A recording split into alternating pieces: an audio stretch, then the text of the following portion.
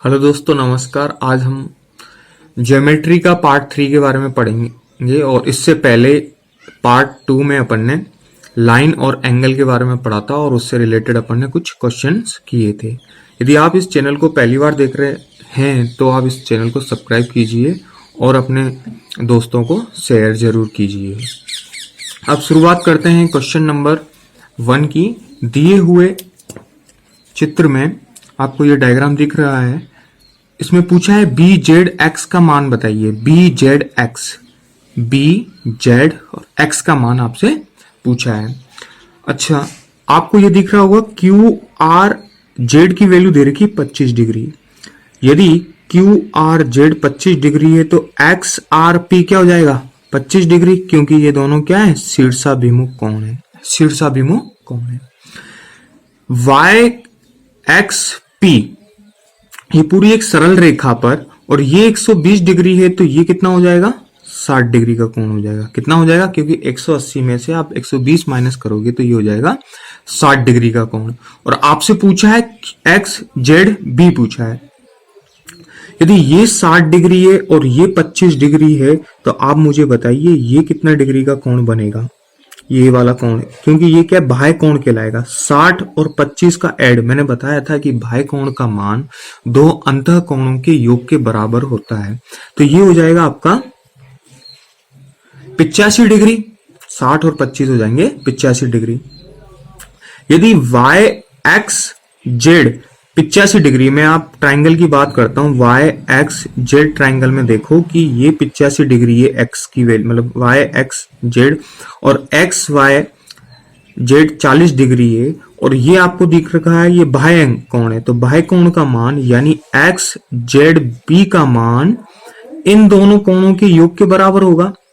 तो ये कितना हो जाएगा, यदि 85 और 40 को अपन ऐड करेंगे तो कोण बी जेड एक्स का मान अपने पास आ जाएगा 40 प्लस 85, यानी कि ये हो जाएगा 125 डिग्री।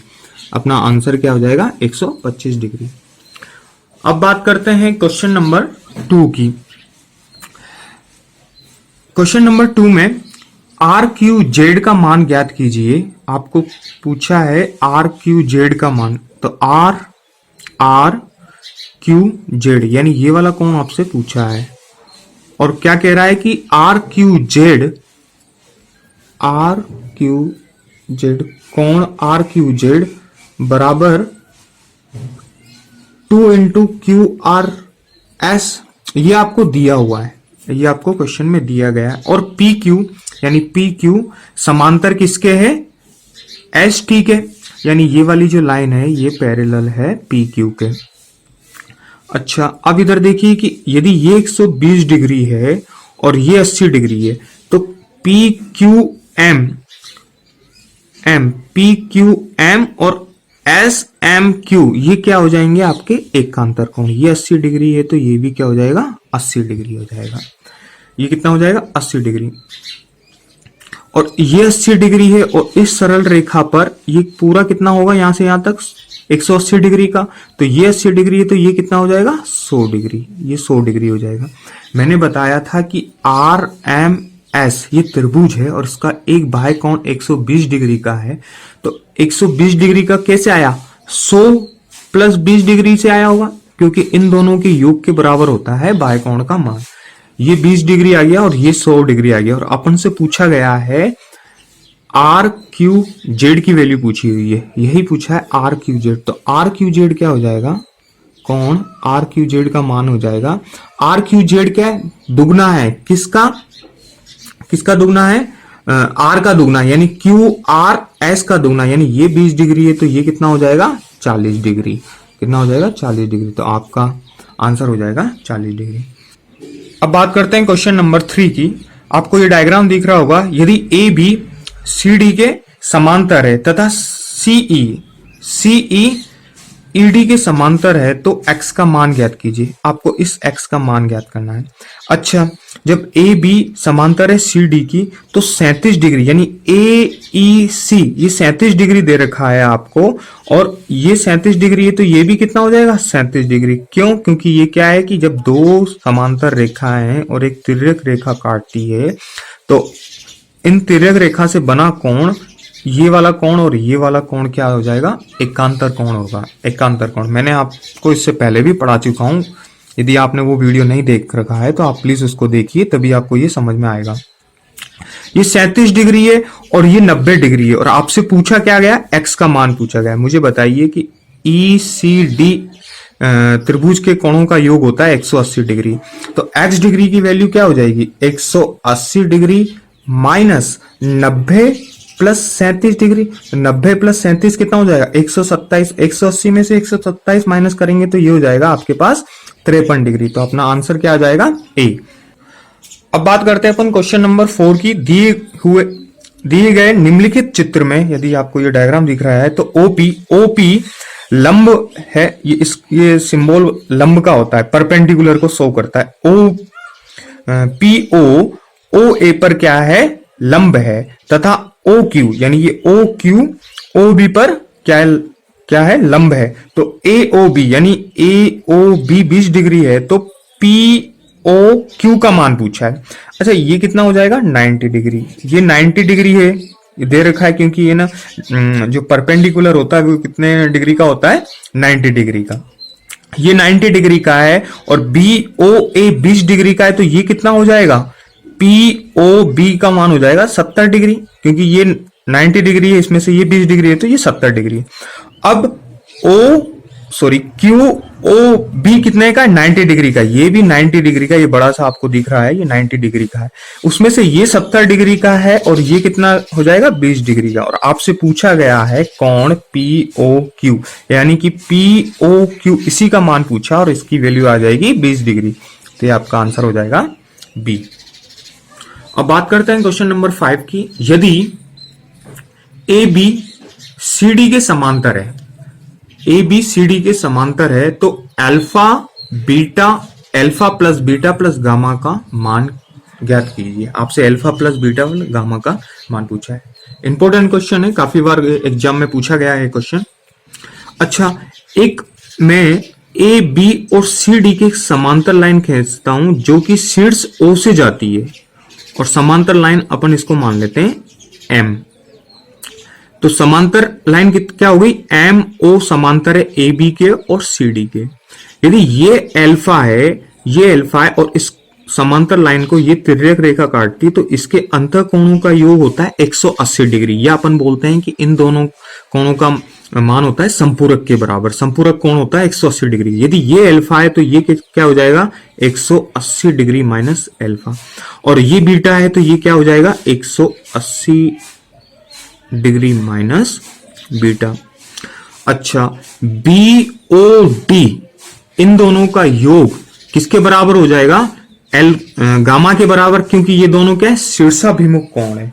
शीर्षाभिमुख कोण यानी कि 180 degree minus alpha plus 180 degree minus beta बराबर है गामा के। अब अपन को पूछा क्या है, alpha plus beta plus gamma. तो अल्फा और बीटा उधर ट्रांसफर हो जाएंगे और 180 और प्लस 180 हो जाएगा कितना, 360 डिग्री। यानी अल्फा बीटा और गामा की वैल्यू क्या आ जाएगी, 360 डिग्री। तो आपका आंसर हो जाएगा ऑप्शन नंबर बी। अब बात करते हैं क्वेश्चन नंबर 6 की। दिए गए डायग्राम में PQ यानी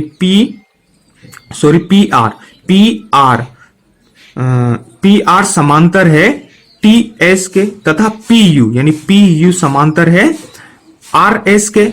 यानी ये वाली PU और RS समांतर है और PR और TS समांतर है। तो कौन पूछा है, कौन TPU यानी कौन पूछा है, कौन TPU का मान क्या होगा, इस कोण का मान क्या होगा। आप मुझे बताइए, ये पैरेलल है, ये भी पैरेलल, तो ये 50 डिग्री है, तो ये भी क्या हो जाएगा 50 डिग्री। क्यों, क्योंकि ये क्या है, संगत कोण है। संगत कोण है। यदि ये 60 डिग्री, ये 50 डिग्री, तो इसका तीसरा एंगल क्या हो जाएगा, 60 और 50 110, और 180 में से 110 माइनस करेंगे तो ये हो जाएगा आपका 70 डिग्री। ये 70 डिग्री है, तो मुझे ये बताइए कि TPU भी 70 डिग्री का हो जाएगा। क्यों, क्योंकि ये संगत कोण है। क्या है, संगत कोण। इसके संगत है ये वाला। तो आपका आंसर क्या हो जाएगा, option number B. Question number 7, AB A B समांतर है सी डी के समांतर है, तथा ए सी समांतर है बी डी के। यदि ई ए सी ये 40 डिग्री दे रखा है और एफ डी जी 55 डिग्री दे रखा है, और आपसे इस x की वैल्यू पूछिए कि ये x का मान क्या होगा। अच्छा, ये एफ डी जी 55 डिग्री है तो ये भी 55 डिग्री हो जाएगा। क्यों? क्योंकि ये शीर्षाभिमुख कोण है। ये 55 डिग्री है और ए सी और बी डी दोनों क्या है? समांतर है, तो ये 55 डिग्री है तो ये भी 55 डिग्री हो जाएगा। क्यों? क्योंकि ये संगत कोण है। 40 और 55 ये कितना हो जाएगा आपके पास? 95 यानी 95। इन दोनों का योग 95 हो जाएगा। तो मुझे बताइए कि ए ई सी तीनों कोणों का योग 180 डिग्री होता है, तो ये 95 है तो ये कितना हो जाएगा? 85 डिग्री। यदि ये 85 डिग्री है और ए बी और ई सी दोनों क्या ये लाइन पैरेलल है, तो ये 85 डिग्री है तो ये इसका x का मान भी हो जाएगा 85 डिग्री। तो अपना आंसर क्या हो जाएगा? सी। अब बात करते हैं क्वेश्चन नंबर 8 की। एक रेखाखंड में 3 बिंदु ए ओ बी, एक रेखाखंड खींचता हूं मैं, और इस रेखाखंड पर 3 बिंदु हैं ए ओ बी, और सी एक ऐसा बिंदु है जो ए ओ बी पर नहीं है, यानी इस पर नहीं है। तदनुसार यदि ए ओ सी को मैं इधर मान लेता हूं कि सी इधर कहीं पे भी होगा, सी पॉइंट यहां है, 40 डिग्री है, ये 40 डिग्री दे रखा है आपको, और ओ एक्स और ओ वाई क्रमशः ए ओ सी तथा बी ओ सी के आंतरिक द्विभाजक हैं। आंतरिक द्विभाजक क्या कहलाता है कि ए ओ सी, यदि यहां से एक लाइन खींचूं इस कोण से, ओ कोण से यदि ये जाएगी ये लाइन, तो ये कोण अपन मान लेते हैं ये एक्स है, ये दे रखा है वैसे ओ एक्स ए ओ सी को 2 भागों में डिवाइड करती है, यानी ये 40 डिग्री है पूरा ए ओ, तो ये हो जाएगा 20 डिग्री और ये भी हो जाएगा 20 डिग्री। आंतरिक द्विभाजक का मतलब है दोनों कोणों को समान 2 भागों में डिवाइड करेगी। इसी तरीके से बी ओ सी को भी बी ओ सी को ओ वाई 2 भागों में विभाजित कर रही है।